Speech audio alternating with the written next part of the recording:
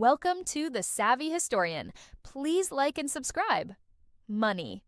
We use it every single day, right? But have you ever really stopped to think about what it is?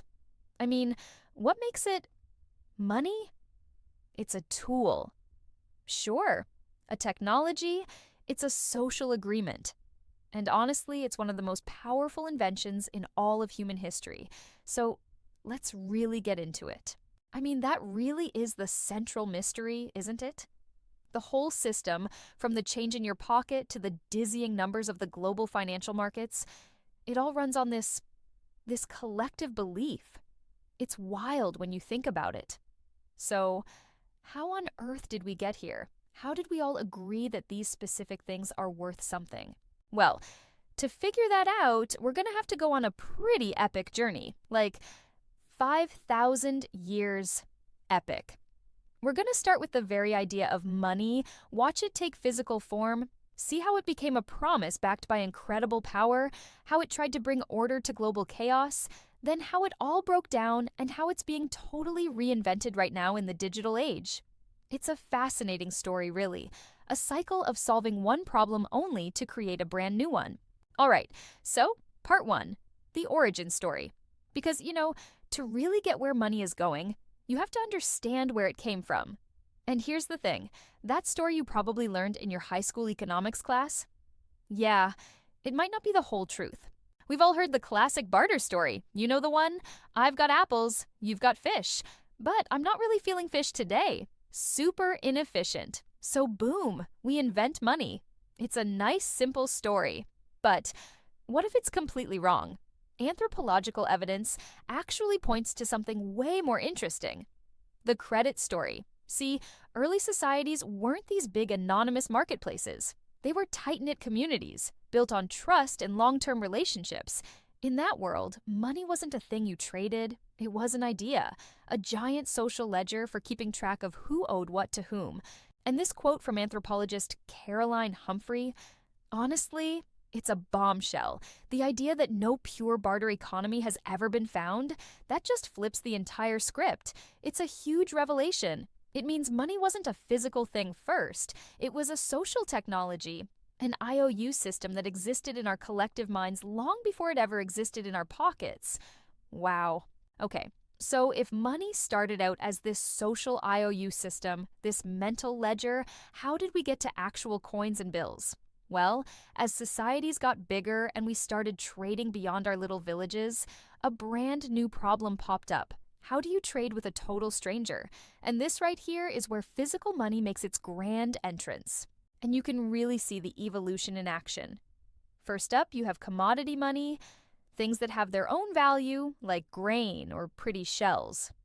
But that's still kind of clunky, right? Like, how many shells is one cow worth?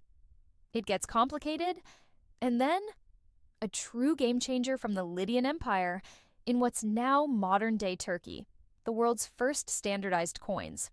By guaranteeing the weight and purity of a gold and silver mix, they suddenly made value portable, divisible, and most importantly, universally understood. Brilliant. All right, so we've got valuable metal. Great. But lugging around heavy bags of gold, it's not just a pain, it's also pretty risky. So humanity took its next great leap of faith. We moved from tangible value, actual precious metal, to symbolic value. From something that was intrinsically valuable to, well, a piece of paper. And this, as you can imagine, created a brand new challenge. The problem of trust. Now, this jump to paper money didn't happen overnight. Not at all. It actually started way back in the 7th century China. But it took centuries for it to really catch on in Europe. At first, a banknote was really just a receipt for gold you had stashed with a goldsmith. But then people got smart and started trading the receipts themselves. The real light bulb moment, though, happened in places like colonial America. They didn't have much gold to back their paper money. So, how did it have any value? It's so simple, it's genius. The government demanded you pay your taxes with it. And just like that, you have instant demand for that otherwise worthless paper. And you can still see the DNA of that idea on modern banknotes. This phrase, I promise to pay the bearer on demand. captures the whole story. Paper money started as a promise from a banker that you could swap this paper for real gold. Over time, that promise shifted. It became a promise from the state itself, but a promise to do what exactly? And that brings us to the money we all use today, fiat money. And the Joe's Pizza analogy is honestly the best way to understand it. Imagine Joe's Pizzeria just prints out a bunch of coupons. They're worthless, right? Just paper. But what if Joe says everyone in the neighborhood has to give him one coupon a month or else? Suddenly everyone needs a coupon. Those worthless pieces of paper now have real value. Well, that is exactly what governments do with taxes. They create this obligation, and then they issue the only coupons, dollars, euros, yen, that can settle that debt. That's the bedrock of modern money's value. It's all about taxes. Okay, so now every country has its own pizza coupons, its own fiat money. But this creates a whole new problem. It's a global free-for-all.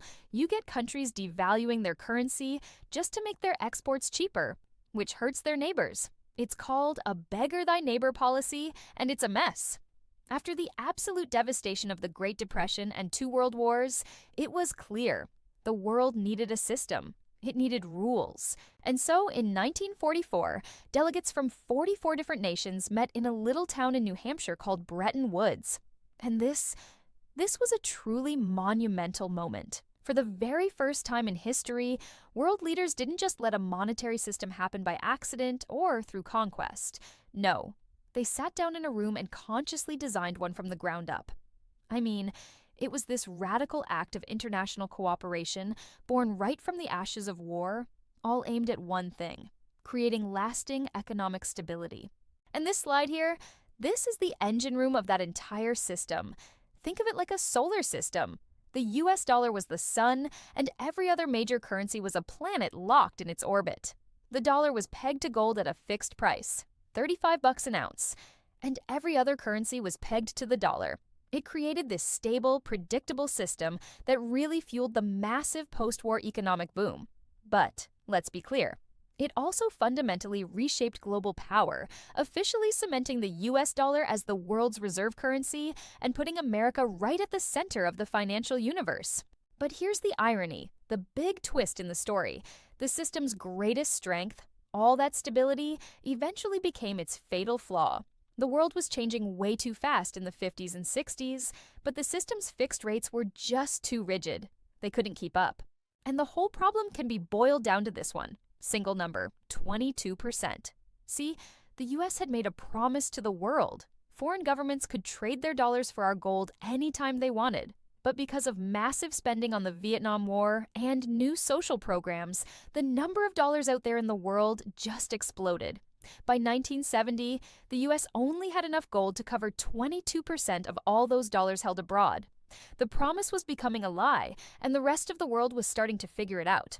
And so it all came to a head on August 15, 1971. President Nixon went on live television and just pulled the plug. He unilaterally severed the last formal link between the world's money and gold. This event, known as the Nixon Shock, didn't just end the Bretton Woods system, it absolutely shattered it. Almost overnight, the entire world was thrown into the unpredictable, chaotic system we have today, where currency values just float freely against each other, creating both incredible opportunity and sometimes terrifying risk. And that brings us, finally, to the next chapter, the chapter we're living in right now. Because the problem of our modern era, as a lot of people see it, is one of control. All that value is determined by central banks and by governments. So, what if you could create a form of money that no single person, no bank, no government could control? This is the radical, mind-bending proposition of cryptocurrency. The traditional system we've been talking about is centralized. You have to put your trust in institutions that are run by fallible human beings. The crypto world is completely different. It's decentralized. It asks you to place your trust not in people or politicians, but in the cold, hard, unchangeable mathematics of code, running on a network of thousands of computers. It's a really profound philosophical shift about what trust even means. But, as with every other stage in our story, this proposed solution has created a whole new set of absolutely brutal problems. The volatility is breathtaking. Prices swing wildly, driven more by hype and speculation than any real-world use case. The security risks are just immense. We're talking about billions and billions of dollars that have just vanished into thin air from hacks and exploits. Then you have the eye-watering environmental cost of mining, which has, thankfully, sparked a big push for greener methods. And hanging over all of it is this giant regulatory question mark. How are governments supposed to regulate something that was designed from day one to be uncontrollable? You know, for all the hype we hear about crypto, this recent data from Pew Research tells a very different story. A truly staggering 63% of adults in the US have little to no confidence in its safety and reliability. I mean, think about that. For all its brilliant technology and its revolutionary promise, crypto has a massive, massive trust problem. And as we've seen through this entire 5,000-year story, trust is the only thing that has ever given any form of money its value. So in the end, the story of money has always been a story about trust. And that leaves us with a really fascinating and maybe even a little unsettling question for our future. Have we finally reached a point where we are more willing to place our faith in a decentralized algorithm than in each other and our own institutions? That right there is the next chapter just waiting to be written. And hey, if you made it this far, thank you for taking this 5,000-year journey with me. If you enjoyed this deep dive, please hit that like button and consider subscribing to The Savvy Historian. It sounds simple, but it really does help small channels like ours continue to grow and make more videos like this one. Thanks for watching, and I'll see you in the next story.